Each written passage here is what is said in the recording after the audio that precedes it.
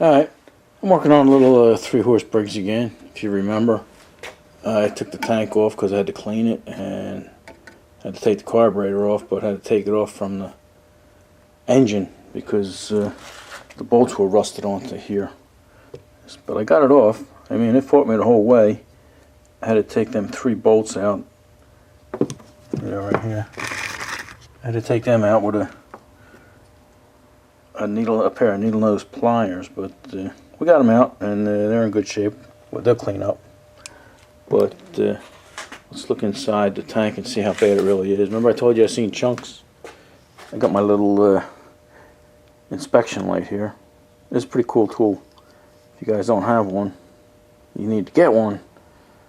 Got a magnet on the back end. Got a magnet on the front end. Telescopes. I don't have my tripod, so let me set you up on this on a little jug here or something, and I'll show you what it does. Alright, yeah, this thing's cool. It telescopes, and then the end of it, the very end of it, it flexes. You know, so you can bend it anywhere you want. And it's got 3 LED lights in there. It's pretty powerful. Alright, let me stick it in a tank and show you how good it works. Alright, you see how dark it is in there, you can't really see anything. So what I'll do is I'll stick my light up here, and actually this is the hole, that's where the pickup tube goes in. That's where the little pickup tube goes in there, but that dead ends. But anyway, you put that in there, let's look in here and turn it on, and whew, like daylight. There you go, focused in. Yeah, you see the tank actually looks pretty good. It just look at all that crust and crud. I think that's rust. I thought somebody had thrown some dirt in there or something, but I think it's just rust. Let me take my little light and bend it and stick it in the tank. We'll see what it looks like. Alright, I got the little light bent now. Don't forget it's magnetic, so it's going to stick to everything around here. But you can actually stick it in there and look around. It's actually too bright for some spots. So yeah, it's pretty rough. So what I'm going to do is I'm going to try and scrape most of that out with a screwdriver. And then it's raining out, or else I'd strap this to the mower and put the square nuts in there and roll it around.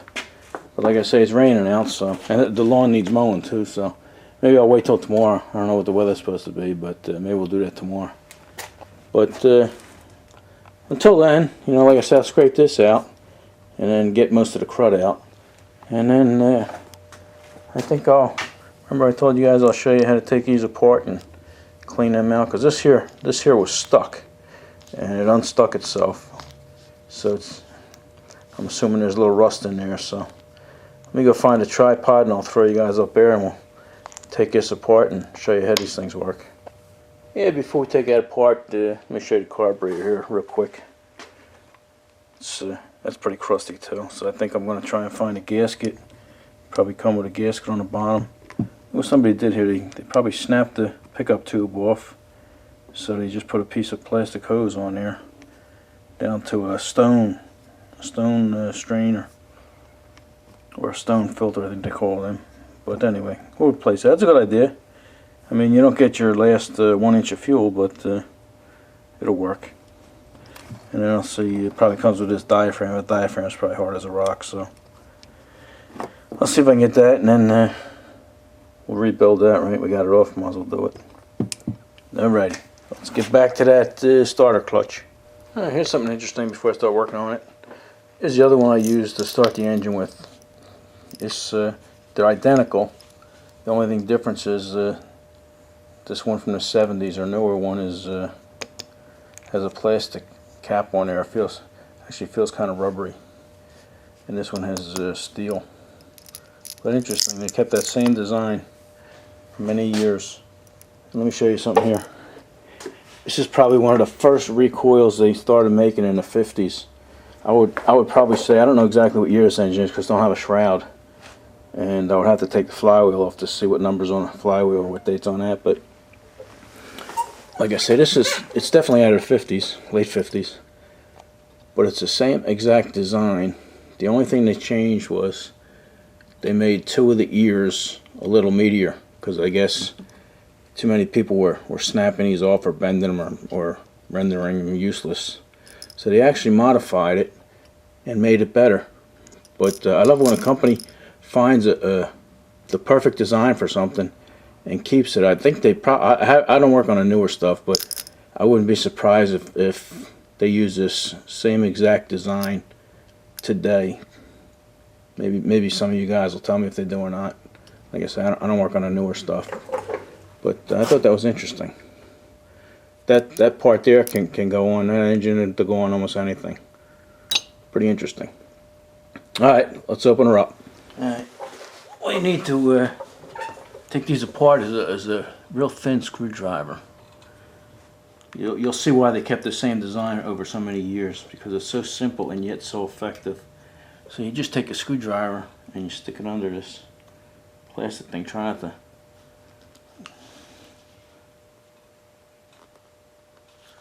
Just keep going until you find a good spot. Damn, oh, there you go. Wow. Alright, you pop that off. And then inside here, what you have is little ball bearings. You can see why it was stuck, because right here, it's just a little surface rust, but it was enough to keep them balls from rolling, because they gotta roll freely. Matter of fact, you don't even put grease in here, because the grease will keep them from spinning. And then what it is on the bottom here, you know, they fall into these little holes when you turn them one way, and then when you turn it the other way, the balls come out and they lock into the holes. It's pretty interesting. So all these little balls, we got to take these out and clean them. They're stainless steel. It shouldn't take too much to clean them. But you're wondering how you get to put that back on with them balls and how to keep them straight. It can be done if you just set them up like this and try and equal them out.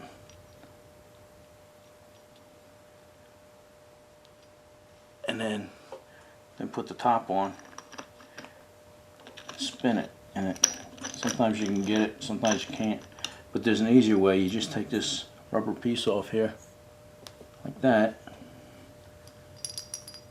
Take the balls out,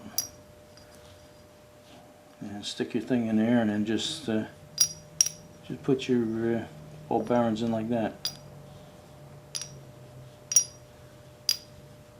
And then you put this bag on and press it back in place, and you're good to go. See, it spins one way but not the other. So that's just for fun. But let me clean this up, and don't lose your washer. Actually, that's made out of, looks like it's made out of plastic. I think the older ones are made out of metal. But anyway, don't lose that. And we'll clean this up with a Dremel. And this here, clean this up a little bit too. And I think I got to clean the inside out there, because that's rusty. That's probably what was holding it in there. And I can't see through that hole. I think that is actually an oil hole for down on the bottom. Yeah, that feels like a fiber, some kind of fibrous washer to keep oil on. Alright. Let me clean these up and we'll get back with you. Alright, let me show you this. Got my little light again. What actually looked like, see if we can do it. There we go. What actually looked like rust and crust down there is actually, I think, a piece of sort of foam or whatever you want to call it. Something to hold the oil. See if I can push it out for you.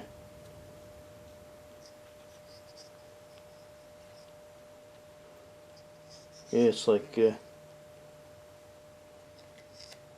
turns sideways. All right, let me get it out of here. I'll show you what it is. All right, yeah, that's just a piece of fibrous material there to hold oil. I just put a few drops of oil on that, and then let's take our light here, and you can actually see it goes all the way through. Interesting. Okay. Yeah, that's all the lubrication you need. A couple drops of oil on that. Alright. Yeah, we cleaned this. It's cleaned up real nice. Let me turn you around here so I can see. Okay, yeah, it's cleaned up real nice. And I started cleaning up these ball bearings, and three of them cleaned up nice. But then three of them didn't clean up so nice. So they would still work. I could put them in there and it would work fine. But they're standard 5/16 ball bearings, and we had them in stock, so we'll put them in there. Yeah, it's good to keep this stuff around in case you run across something like that. All right. You know what else I found out? This here, you know, I said it was rubber or plastic or something, but it's actually it's metal, and they rubber coated it. It's strange, you know, that they would do something like that, you know, because that costs a lot of money to do that for millions and millions of engines. But they must have thought that was a good improvement. Or else, you know what, that probably used to rot off or something. They figured maybe that'd keep a little moisture off it or something. I don't know. But they must have had a good reason to do it. Alright, let me clean this base out. Alright, I cleaned everything up. And it actually wasn't bad at all. This piece here, I just wiped with a rag because I didn't want to wire wheel that because of the rubber, and it's got some kind of coating here. But that's just wiped with a rag. And even this, I don't know if you can see in there. Give you some light. Look how nice and shiny that is. That's clean as a whistle. And this here, let me turn the light out. This here is actually aluminum, I think. See, remember this is a magnet? See the way it picks them up? But this here is, everything's aluminum but the center. Actually, it's just the, sorry about that. It's just the threads. So what it actually was these ball bearings here. All they did was, that's probably what rusted, and just left stain on there. So all I did was wipe it off and take the stain off. So this thing's like brand new. Alright, back up on the tripod you go. What I'm going to do is, I'm just going to give it a light coat of this silicone spray. You know, I'll spray it and then wipe it off, and that should keep everything from rusting. Even says right on there, waterproof part stops rust. And then this little piece here, I'll just use some light 3-in-1 oil and give that about 3 or 4 drops. Alright, going up. Alright, guess first thing we'll do is I'll spray this with some silicone.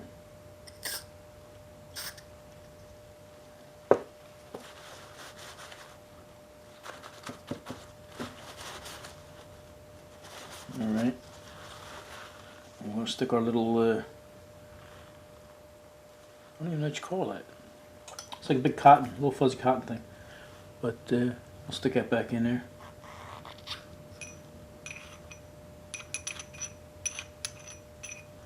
Make sure it sits flat. Alright, I can't get it to sit flat. Let me put it in there flat and get back with you. Okay, take 2. Oh, road kid. Alright, so what I'll do is put that right there, and I got the one size under a 1/2-inch drill. I can't even read what it is. 31/64. And I'll push that in, that'll make it go nice and flat. So that's in there. You kill me. Alright, now I guess it was with this. And we sit this in here. And we get our little ball bearings.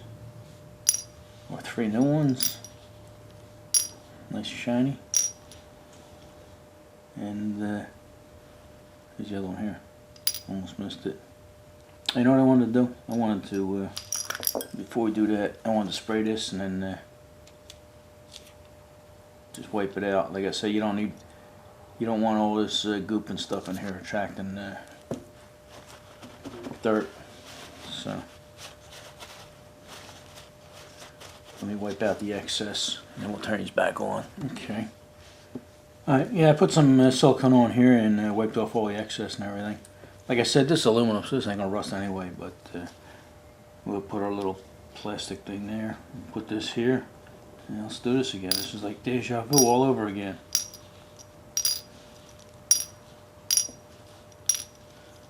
And put this on, And then all you got to do is squeeze it together. Let me get a wrench. We're going to do that. We're going to squeeze this together and then we'll get back to you. We'll give it a test run. Alright, we squeeze it together and it's working good. It's been real nice. And it's grabbing real good. So, don't forget to put your couple drops. Let me see here. Whoa, one. I'm going to let that soak in and give it some more. There we go. Of your light 3-1 oil. Oh, look at that. It's soaking in pretty good.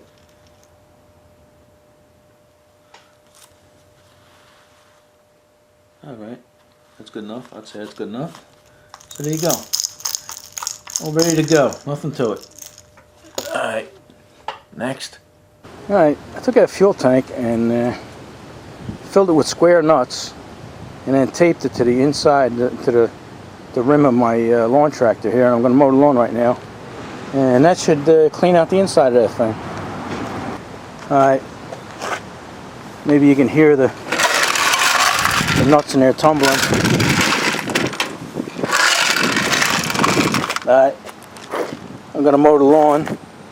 Probably keep in third gear, which is what I usually do, and that should be going slow enough that it keeps tumbling. So this video is getting kind of long, so I'll show you what it looks like when we're done. Alright, these are the square nuts I was talking about. Some of you guys might not have known what I was talking about when I said that, but yeah, it looks like it looks like my nuts need washing. A little dirty. But let's take a look at the. Let me turn the light on here. A little dusty, a little cloudy in there, but let's see if that helps. But it actually did a pretty good job, so I'm happy with it. You know, you can't expect miracles. Looks like I see we got two little pinholes here on the thing there. Okay. Yeah, like I said, you can't expect miracles, but it is a lot better. Alright, so this video is getting a little long. I don't know what our next thing will be. Maybe we'll fix the housing. Alright, we'll see you next one. Enough of this.